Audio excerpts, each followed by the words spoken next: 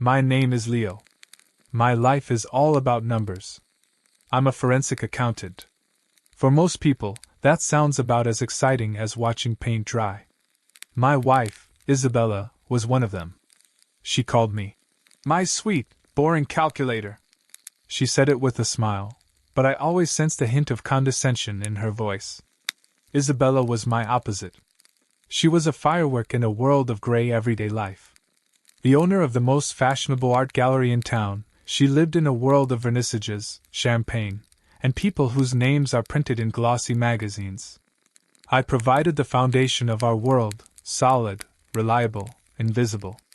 She built the facade on top of it, shiny, impressive, the one that everyone admired. She often laughed at my meticulousness. Leo dear, who even looks at those hundredths of a percent? Relax, she would say when I was poring over our family accounts yet again. I would smile and continue to balance the debits and credits. It was my curse and my gift. I noticed everything. And one day, I noticed something I shouldn't have. It was a typical Tuesday night. Isabella was at another important dinner. I was sitting in my office, as usual, reviewing the financial reports for her gallery. I did this every quarter, just to make sure everything was in order. Isabella considered it a quirk of mine. And then I saw it. A strange, recurring payment. A large sum was going every month to a company called Argentum Holdings. I had never heard of it. It wasn't a supplier, a landlord, or an artist. Just a name and an account number in the Cayman Islands. At first, I dismissed it. Maybe a new partner she forgot to mention. But numbers don't lie. And these numbers whispered to me that something was wrong. That evening, in the silence of our huge, empty house, I felt the cold chill of doubt for the first time. And I decided to pull on that thread. Just out of professional curiosity. Professional curiosity is putting it mildly. It was an itch I couldn't ignore. Over the next few nights, while Isabella slept the sleep of a person with a clear conscience, I delved into her financial empire. I used the same methods I used at work to catch fraudsters and embezzlers. Only this time, the subject of the investigation was my own wife. The deeper I dug, the uglier the picture became.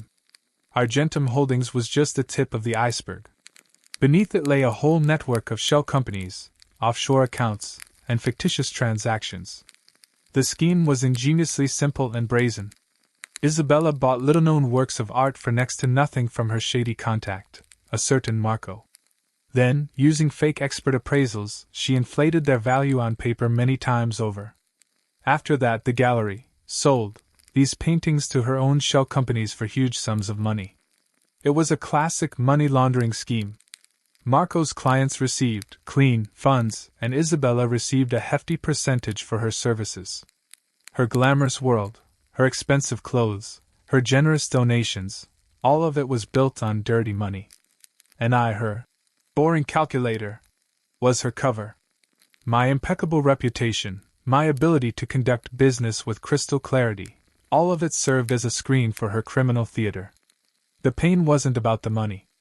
Money is just numbers. The pain was from the total, all-encompassing deception. I hacked into her personal email. It wasn't difficult. The password was the name of our first dog. Inside, I found correspondence with Marco. They weren't just discussing business. They were laughing at me. "The calculator is stuck behind his papers again today," Marco wrote. "Does he suspect anything?" "Never," Isabella replied. "For him, only what adds up in the balance sheet exists. He's too predictable to look behind the scenes. That's his charm." Predictable. That word hit me in the gut. She wasn't just using me. She despised me for who I was. For the very trait that allowed me to expose her. I didn't sleep that night. I sat in the darkness of my office, and something inside me shifted. The grief and resentment evaporated, leaving behind a cold, crystal clarity. I wasn't going to make a scene. I wasn't going to give her a chance to lie and wriggle out of it. I was going to do what I did best, work with numbers. Only this time, I wouldn't be adding. I would be subtracting. I wasn't an expert in the criminal world, but I was a genius in the world of finance. I knew its system inside out. I saw every transaction, every account, every loophole. She built a house of cards, and I held the blueprint for its foundation in my hands. First, I created an anonymous cryptocurrency wallet. Untraceable, encrypted, hidden behind several layers of protection. It became my new account, my digital black hole. And then I began my quiet operation. I didn't go in guns blazing. I started small. When she transferred another payment to the shell company's account, I interfered with the transaction. Using my knowledge of banking systems, I created a microscopic delay during which I redirected a tiny percentage, 0.5%, sometimes 1%, to my crypto wallet. To her system, it looked like a normal conversion fee or bank charge. A boring detail that she would never have noticed. Drop by drop. $1,000 here, $5,000 there. I became a ghost in her financial machine. She continued to live her glamorous life, laughing with her friends, buying dresses for tens of thousands of dollars, and pitying her poor, boring husband. And at that time, in the silence of my office, I slowly and methodically drained the blood from her shadow empire. Weeks passed. My anonymous account grew exponentially. I studied the rhythm of her operations and learned to predict large transactions. I no longer took small percentages. I took chunks. Before a large sum was due to go to one of her offshore accounts, I intercepted it. I sent most of it to my wallet, and only a small portion went to her account, just enough to avoid causing immediate panic. I wrote off the rest as unforeseen market fluctuations, or technical glitches, leaving complex digital traces in the system that only I could understand. I became her nightmare, one she didn't even suspect. In real life, I was the perfect husband. I listened to her stories about capricious artists and wealthy patrons. I nodded, smiled, and even went with her to her boring parties a couple of times, where I felt like a foreign body. "You've been distant lately," she said one evening, looking at me over her wine glass. "Just a lot of work," I replied. "A difficult audit." She immediately lost interest. Audit. Boring. But I could see she was nervous. I heard her hushed conversations on the phone. Marco was pressuring her. Their clients, the people whose money she was laundering, were starting to ask questions. The cash flow was drying up, and she couldn't figure out where the leak was. She was looking for the problem in her glamorous world of intrigue, unaware that the rat was sitting in the most secure place, in her own home, at the next table, methodically counting her stolen money. The tension was growing. One night, I woke up to her voice. She was talking in the dressing room, whispering, but I could hear everything. "I'll take care of everything, Marco," she hissed into the phone. "I just need one big transfer. The last one. To shut them up. After that, we'll lay low for a while." It was her last resort. Her final, desperate gamble. She was going to make the biggest transaction in the history of their scam. It was risky, but she had no choice. I realized that this was my chance too. The final chord. While she was planning her scam, I was planning my exit. I booked a one-way ticket to the Cayman Islands. Irony of fate, isn't it? The place where she hid her money was to become my paradise. I chose this country for a reason. It has no extradition treaty with the US for financial crimes. I quietly packed one bag, a laptop, a few changes of clothes, and a hard drive with all the evidence. I didn't take anything that reminded me of her. On D-Day, the house was buzzing with tension. Isabella was pale, her hands trembling slightly as she poured herself coffee. I was as calm as a snake. "Good luck with your big deal," I said to her before leaving for work. She looked at me in surprise. "Where did you get that from?"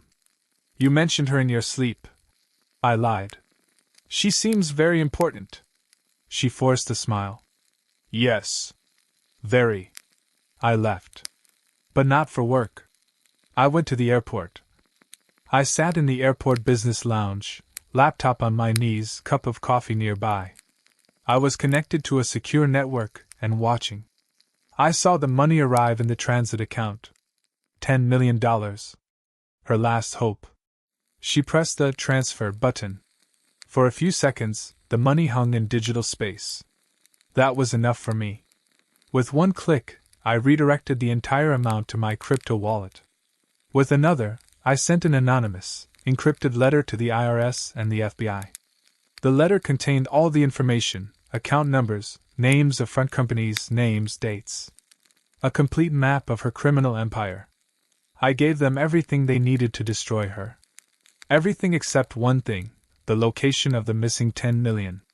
Then I erased all traces of myself, as if I had never existed. I closed my laptop, got up, and headed for my boarding gate. Before boarding the plane, I took out my phone and sent Isabella my last message. It wasn't an angry tirade. It was a screenshot. A screenshot of the balance of her offshore account, which she had been counting on so much. It read $0. I didn't wait for a reply. I turned off my phone, threw the SIM card in the trash, and stepped onto the plane. I'm sitting on the veranda of a bungalow standing right on the white sand. In front of me is the Caribbean Sea, so blue it hurts my eyes. I have a glass of rum in my hand. On the table is a tablet with a news article open on the screen. The headline screams, "Art Empire Collapses. Gallery owner Isabella Vance arrested on money laundering charges." The article says that the feds raided her entire network. She and Marco were taken at their office. Their faces in the photos are a mixture of shock and horror. Journalists write that investigators are baffled. The main funds that passed through the accounts have disappeared without a trace. They have evaporated. She has lost everything: her freedom, her reputation, her money, and most importantly, the illusion of her superiority. I take a sip of rum. It burns my throat. I feel no malice. I feel no revenge. Only silence. Silence and peace. She laughed at my boring job. She didn't understand that there is poetry in the world of numbers and balances. The poetry of order, logic, and if necessary, perfect, surgically precise retribution. I put down my tablet and look at the horizon. The quiet accountant has retired. And damn it, his retirement is just wonderful.